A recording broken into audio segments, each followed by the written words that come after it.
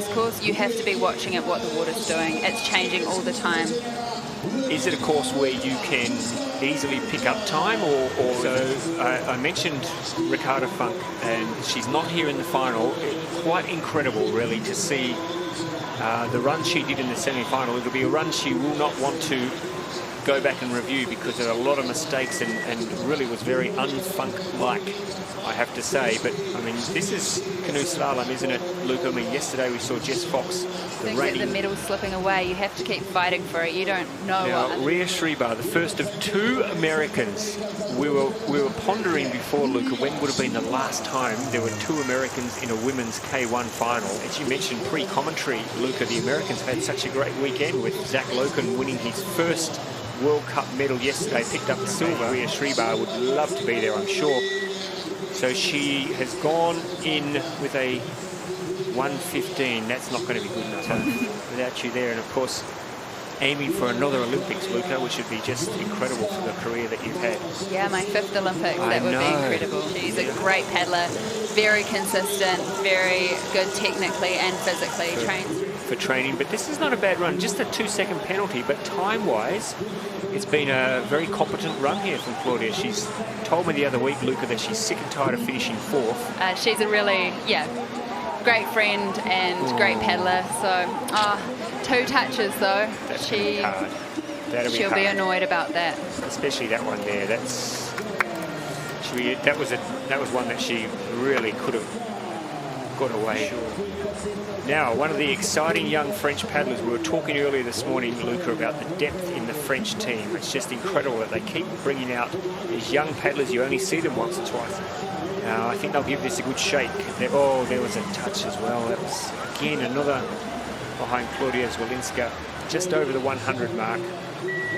But you can lock that away into 2nd position now for Colleen Chirel. We've had 4 paddlers on the water, look for me today. She's such a super paddler, and again, it's like when we talk about people like Vic Prindes, hard to believe that a paddler of this hasn't been to an Olympics, and will find it very hard to get to the Olympics given the people who are in front of her. But she's such an improved paddler and super fast. Yeah, the German team has so much strength and depth at the moment in K1 and C1. Your time is so fast.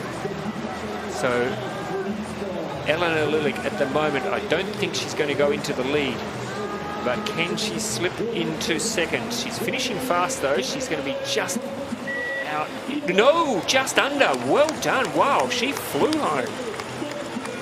She can't believe it. That is a big finish. Claudia's just shaking her head. She can't think, when is this going to happen? How are you feeling? I'm super happy. I struggled a little bit in the middle part, but I'm happy when I saw the time at the finish line. Yeah, you're happy with that time? Do you think it'll be enough for a medal? I hope so, but I'm not sure. Yeah. And you're doing kayak cross though still? I am. Yeah, good. Yeah. I like. You should be, because you got that fierce streak about you, I think.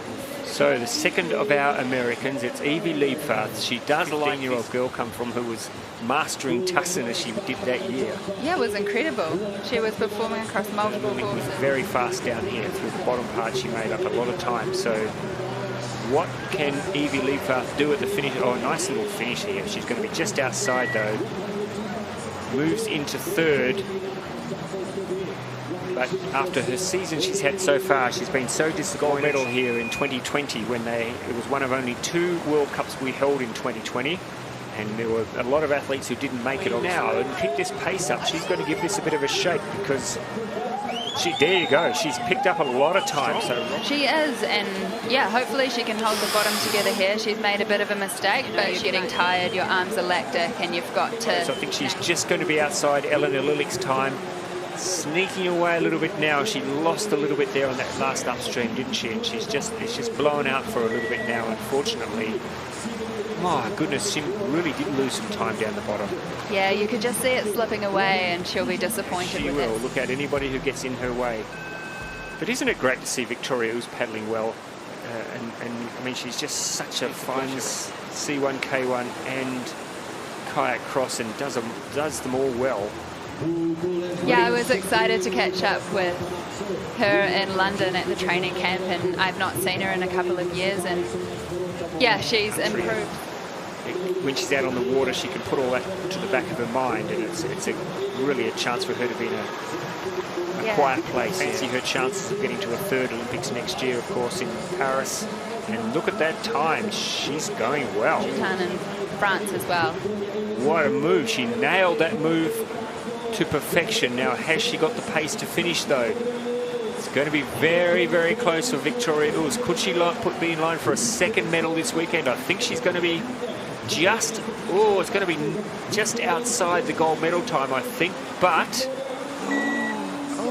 0.01! Oh, wow. What the heck? How does that happen? I don't think she can't believe 0.01. That's some margin. You cannot believe it. She's thinking, how can you be so accurate? Ljubljana, they bought themselves some bargains, and now they're here to cheer on their world champion from 2019, Eva Terschel. And it's her. She is going to be, well, wow. What do we know? Important thing for her now, Luca, is not to touch a gate. She can't afford a penalty.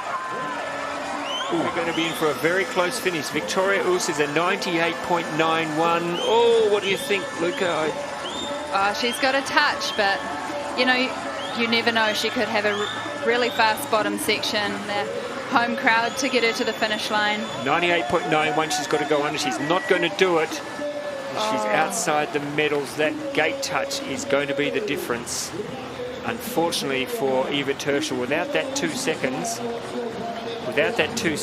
she would be in the lead. Hey, she's won a silver and 2 bronze at the Olympics. She won a bronze behind Luca Jones, my co-commentator, in Rio in 2016. Without doubt, I think the greatest canoe paddler of our generation, and she's going to show us today what she's made of. Can she bounce back? This is where she made the mistake yesterday in the canoe. No mistakes today. She was right through the middle of that gate, leaving nothing to chance. So 98.91 is the time that she needs to beat. That's the time that Victoria Oos, the Ukrainian, oh my goodness, if that is accurate, that is a top section of the course. Still looks strong, Luca. She looks like she's still got a little bit in reserve. Yeah, she looks very controlled and dynamic out there. She did a great job of gate 12, which is... The thing is, can she nail this move? Oh, can she nail this move? Of course she can nail that move. Got 3 more gates to go, and the gold medal will be hers. Oh, the time is just tightening up a little bit. This gate. It's going to be close, but I think she's got it. She's got the gold medal. My goodness. This lady is a phenomena. She really is. And there she is. A bit of celebration for Jess. Eva Terschel there. Victoria. Eleanor Lilik. What a Congratulations. How do you feel, Jess? Exhausted. No, I'm really pleased, really proud of that run and to come back after yesterday. And yeah, Tacen is always such a challenging course, and I knew that Elena and Vicky did some pretty good runs. So yeah, just happy to put down a great race. That's awesome. Congratulations. Definitely looked like a really good run. Thank you. Yeah. There we are, confirmation there. Jess Fox with the gold. Victoria Oos, another silver medal, 2 silver medals this weekend. Eleanor Lilik picks up the bronze.